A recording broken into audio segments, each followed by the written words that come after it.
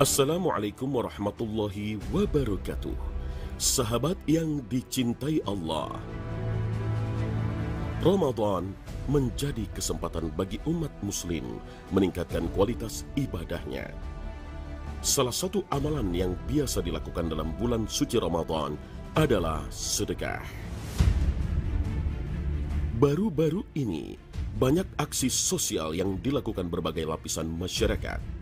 Donasi makanan menjadi salah satu cara untuk membantu sesama masyarakat di tengah pandemi COVID-19. Bantuan makanan tersebut ditujukan untuk masyarakat yang kurang mampu hingga tenaga medis yang sedang berjuang menyembuhkan pasien yang terpapar virus corona. Aksi sosial yang dilakukan banyak orang dan beberapa momennya pun tersebar di media sosial. Bahkan seorang pengusaha turut terjun langsung membagikan makanan untuk orang yang membutuhkan. Uniknya, ia belanja makanan menggunakan mobil mewah. Ia dan suami menggunakan mobil sport miliknya untuk memborong serta membagi-bagikan makanan. Ya, wabah virus corona berimbas ke berbagai hal. Dalam rangka meringankan beban masyarakat kecil, sebagian warga maupun instansi pemerintahan membagikan bantuan sosial berupa paket sembako yang berisi kebutuhan sehari-hari. Namun di balik kegiatan mulia ini, beberapa netizen sempat ramai membandingkan isi sembako yang dibagikan oleh pemerintah DKI Jakarta dengan pembagian sembako yang dibagikan oleh pemerintah Jawa Barat. Sederhana memang, namun inisiatif mulia ini tentu saja diharapkan dapat membantu banyak orang yang membutuhkan, bukan malah menjadi salah sasaran dan tujuan bagi donaturnya. Sahabat yang dicintai Allah, dalam Islam diperbolehkan beramal dengan terang-terangan, termasuk sedekah sekalipun. Allah Subhanahu wa Ta'ala berfirman dalam surah Al-Baqarah ayat 271. Jika kamu menampakkan sedekahmu, maka itu adalah baik sekali. Dan jika kamu menyembunyikannya dan kamu berikan kepada orang-orang fakir, maka menyembunyikan itu lebih baik bagimu. Dan Allah akan menghapuskan dari kamu sebagian kesalahan-kesalahanmu, dan Allah mengetahui apa yang kamu kerjakan. Namun, jangan sampai amalan tersebut malah rusak karena ingin dipuji oleh orang lain. Penyakit hati ini disebut dengan riya, yakni melakukan amal baik dengan niatan tidak ikhlas karena Allah Subhanahu wa Ta'ala. Allah Subhanahu wa Ta'ala berfirman dalam surah Al-Baqarah ayat 264 yang artinya, hai orang-orang yang beriman, janganlah kamu menghilangkan pahala sedekahmu dengan menyebut-nyebutnya dan menyakiti perasaan si penerima, seperti orang yang menafkahkan hartanya karena riya kepada manusia. Ada penyakit yang perlu untuk kita antisipasi jauh lebih dibanding penyakit jasad. Apa dia? Penyakit hati. Karena yang menjadi orang, membuat orang itu balik kepada Allah dengan kebaikan bukan dengan jasad yang baik, tapi dengan qalbun salim. Lalu riya, sombong. Punya apa-apa pengennya orang lain tahu. Sampai dalam ibadah pun agar orang lain tahu. Sholat, mentang-mentang dia punya gelang baru, takbirnya lain. Allah. Supaya kanan kirinya tahu. Penyakit hati. Ya. Kalau penyakit hati, bikin hatinya mati. Banyak kerugian ketika hati mati. Tapi salah satunya yang paling membuat manusia rugi ketika hatinya mati adalah dia tidak bisa merasakan sulit, susah, sakit ketika dia melaksanakan maksiat. Jadi seolah maksiat itu biasa buat dia. Ini bahaya luar biasa. Sahabat yang dicintai Allah, dalam bahasa Arab, riya berasal dari kata ra yang artinya memperlihatkan. Sedangkan menurut istilah, riya artinya memperlihatkan suatu ibadah dan amal salih kepada orang lain, bukan mencari ridho Allah Subhanahu wa Ta'ala. Ya, amal perbuatan yang diridhoi Allah Subhanahu wa Ta'ala ialah amal yang diniatkan kepada Allah semata dan dikerjakan dengan ikhlas sesuai dengan kemampuan. Sementara amalan yang tidak akan diterima oleh Allah merupakan amal ibadah yang dikerjakan dengan niat bukan kepada Allah, tidak ikhlas karena ingin mendapat imbalan berupa pujian atau penghargaan. Riya kini sudah begitu merajalela. Meskipun dari setiap orang memiliki kadar yang berbeda, tetap saja tujuannya adalah sama-sama ingin mendapat pujian dari manusia dan tidak ikhlas. Sifat ini dapat menimpa siapa saja, bahkan termasuk orang mukmin yang soleh dan salehah sekalipun. Riya sangat berbahaya karena merupakan salah satu penyakit hati yang menjadikan seseorang terkena penyakit munafik. Riya juga merupakan dosa besar karena tergolong dalam perbuatan syirik yang mendatangkan murka Allah Subhanahu wa Ta'ala. Balasannya tidak lain adalah siksa api neraka. Perbuatan riya termasuk ke dalam syirik kecil dan hukumnya adalah haram. Rasulullah Shallallahu Alaihi Wasallam bersabda, "Sesungguhnya yang paling ditakutkan dari apa yang saya takutkan menimpa kalian adalah asyirkul asghar, syirik kecil." Maka para sahabat bertanya, apa yang dimaksud dengan asyirkul asghar? Beliau Shallallahu Alaihi Wasallam menjawab, ar-riya. Hadis riwayat Ahmad. Maka sahabat yang dicintai Allah, kita perlu untuk mewaspadai penyakit riya. Kenapa? Karena ternyata riya ini merupakan bahagian daripada jirat-jirat syaitan yang memang diberikan untuk menghancurkan dan menggelincirkan para hamba-hambanya yang saleh. Ini adalah salah satu jeratan yang memang betul-betul oleh syaitan itu menjadi bahagian senjata utama bagi mereka-mereka. Karena memang begini, ketika orang itu melakukan amal soleh, maka jeratannya atau bisikannya itu bukan bisikan untuk melakukan perbuatan maksiat seperti membunuh, tidak. Bagi kita yang melakukan aktivitas amal soleh itu tidak akan ada bisikan setan untuk membunuh, tidak ada bisikan setan untuk mungkin berzina dan lain sebagainya. Tapi yang lebih utama itu adalah bagaimana bisikan itu agar menghancurkan amal ibadahnya dengan apa? Dengan riya.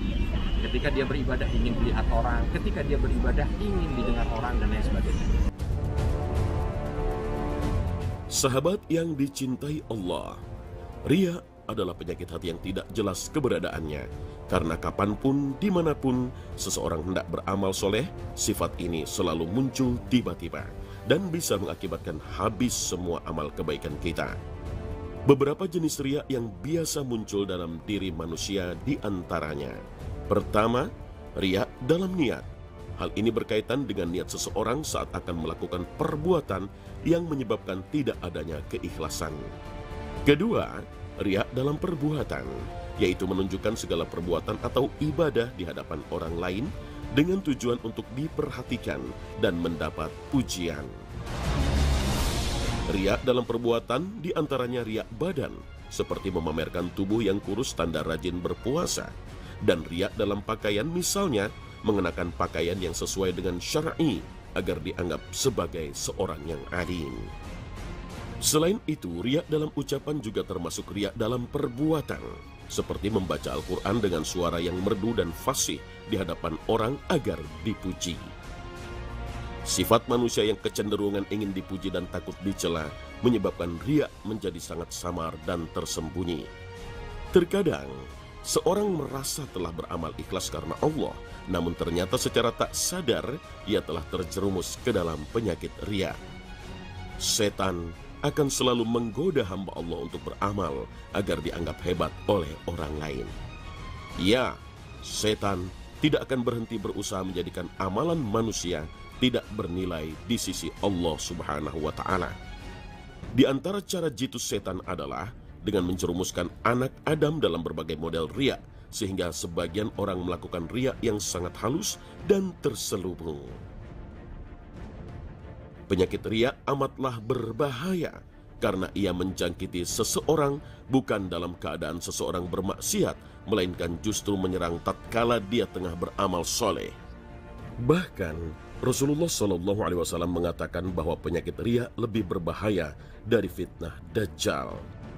Rasulullah Shallallahu Alaihi Wasallam bersabda, "Maukah kamu kuberitahu tentang sesuatu yang menurutku lebih aku khawatirkan terhadap kalian daripada fitnah Al-Masih Ad-Dajjal?"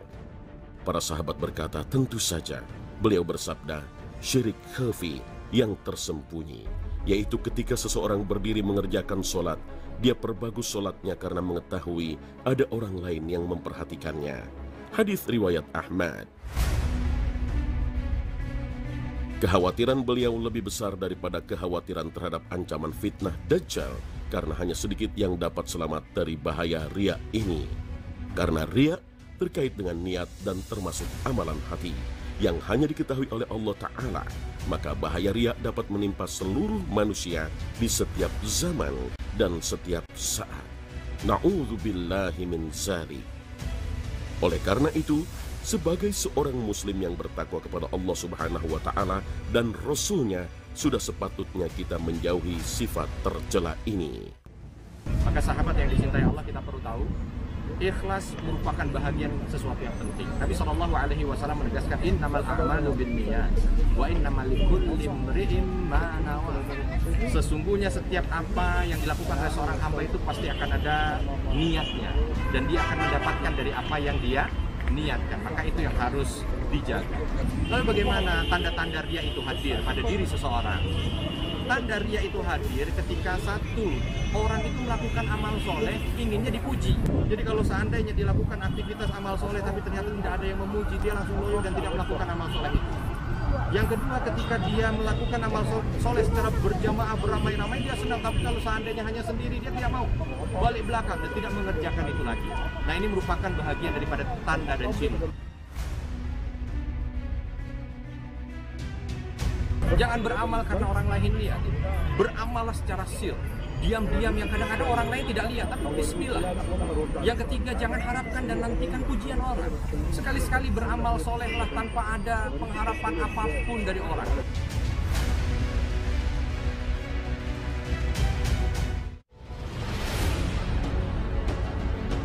Sahabat yang dicintai Allah, pada dasarnya perbuatan riya itu adalah didasarkan dari niatnya dalam mengerjakan amal ibadah.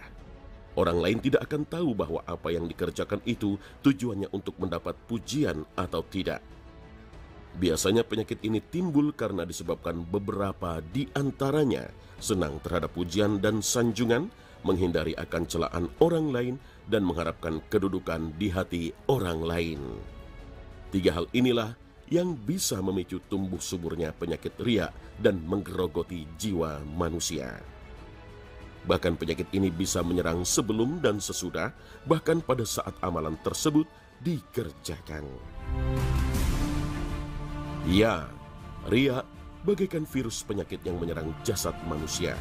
Riya bisa menyerang amal ibadah, bahkan ia akan merusaknya. Pelaku riya maka diancam dengan neraka, dan dosa riya tidak diampuni karena riya termasuk dalam kesyirikan. Allah Subhanahu wa Ta'ala berfirman dalam surah An-Nisa ayat 48, sesungguhnya Allah tidak akan mengampuni dosa syirik, dan Dia mengampuni segala dosa tingkatannya di bawah syirik bagi siapa yang dikehendakinya. Barang siapa mempersekutukan Allah, maka sungguh ia telah berbuat dosa besar. Pelaku riya tidak akan diampuni kecuali dengan tobat yang sebenar-benarnya sebelum pintu tobat ditutup. Oleh karenanya, tetapkanlah hati dalam setiap aktivitas kehidupan untuk selalu ikhlas menerima ketetapan dari Allah Subhanahu wa Ta'ala. Dan kalau kita lihat lagi, bagaimana kita mampu untuk mengelola agar hati kita ini tetap ikhlas. Satu, tentu banyak berdoa kepada Allah. Mohon agar Allah Subhanahu wa Ta'ala jaga amal ibadah kita sehingga tetap ikhlas karena Allah. Yang kedua, jangan bekerja karena orang lain lihat. Jangan beramal karena orang lain lihat. Beramallah secara sir, diam-diam, yang kadang-kadang orang lain tidak lihat, tapi bismillah. Yang ketiga, jangan harapkan dan nantikan pujian orang. Sekali-sekali beramal solehlah tanpa ada pengharapan apapun dari orang. Bahkan kalaupun orang itu menghina dia, tidak ada masalah bagi dia. Kenapa? Karena dia mencoba untuk melatih dirinya. Amal ini dikerjakan hanya karena Allah Subhanahu wa Ta'ala. Jangan bersedih ketika dia melakukan amal soleh mungkin tidak banyak yang melihat. Jangan bersedih ketika tidak ada amal soleh itu yang disebut oleh orang. Orang update di Instagram, lalu dilihat berapa likes-nya, dilihat berapa tayangannya, dilihat berapa yang suka. Ini ini salah satu yang menggugurkan keikhlasan kita. Maka latih bahwa kita betul-betul melaksanakan itu hanya ingin ridho dari Allah Subhanahu wa taala. Kalau ini bisa didapatkan, maka insya Allah Allah Subhanahu wa taala akan memberikan kebaikan dunia dan akhirat untuk kita. Maka ini yang harus dilatih agar apa? Agar Allah Subhanahu wa taala kuatkan hati kita, dan insya Allah selepas itu nanti Allah akan terus memberikan kemampuan pada kita untuk melakukan amal soleh dengan ikhlas.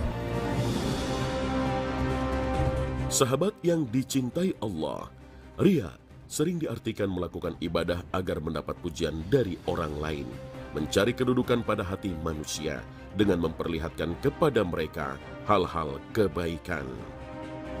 Namun, ada amalan-amalan yang biasa dilakukan yang tidak kita sadari bukan termasuk perbuatan riya. Di antara amalan-amalan yang tidak termasuk riya adalah: 1. Rajin beribadah ketika bersama orang saleh.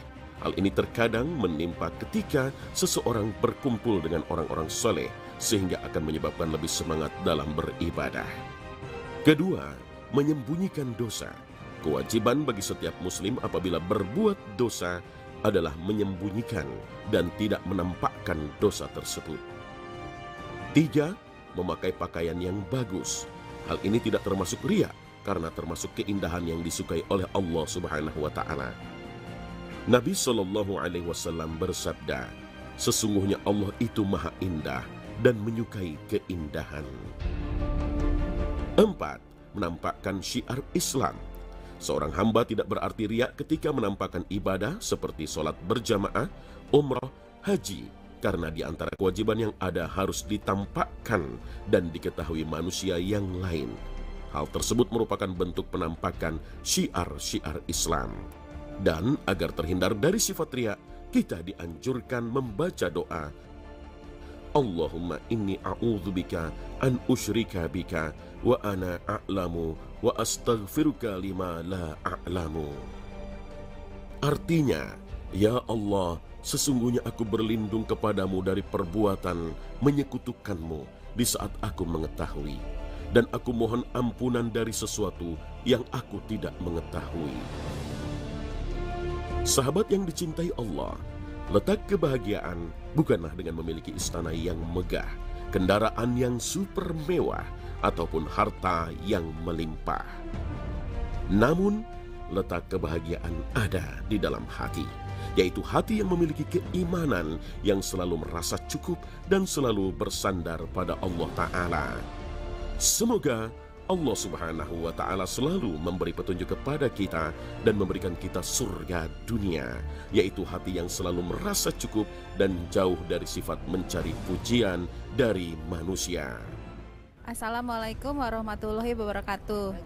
Nama saya Emil. Pak Ustadz, saya akan menanyakan, bagaimanakah kita menjaga hati agar tidak tergerus oleh godaan untuk sifat tadi iri dan dengki serta penyakit-penyakit hati lainnya, Pak Ustadz? Yang kedua, kaitan dengan penyakit hati, bagaimana caranya supaya bisa menghindari dari iri, dengki, riya, dan lain sebagainya.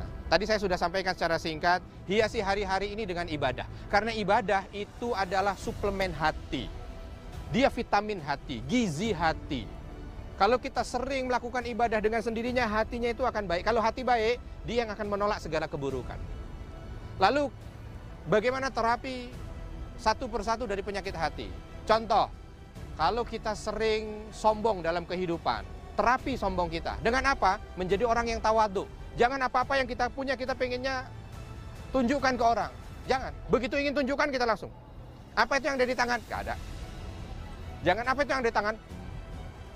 Ya, jadi penyakitnya. Tapi kalau kita, contoh orang ingin riya, sum'ah, dilihat orang. Tahan, supaya dia melakukan sesuatu, jangan untuk itu. Begitu ada kotak lewat, diemin. Ya, nanti ngasihnya di belakang. Begitu sudah selesai baru narok. Ini kadang-kadang enggak. Begitu yang dikasih itu $100, wow, yang dipegang ujungnya. Makin hancur hati. Dengki. Enggak suka dengan orang lain kalau orang lain dapat nikmat. Dirubah. Terapi. Bagaimana ketika dia dapat nikmat, kita datang ucapkan selamat pada dia. Nanti lama-lama ini akan menggerus sedikit demi sedikit. Yang terakhir, doa, minta sama Allah agar Allah berikan kekuatan agar penyakit hati itu hilang dari kita. Wabillahi taufiq wal hidayah. Wassalamualaikum warahmatullahi wabarakatuh.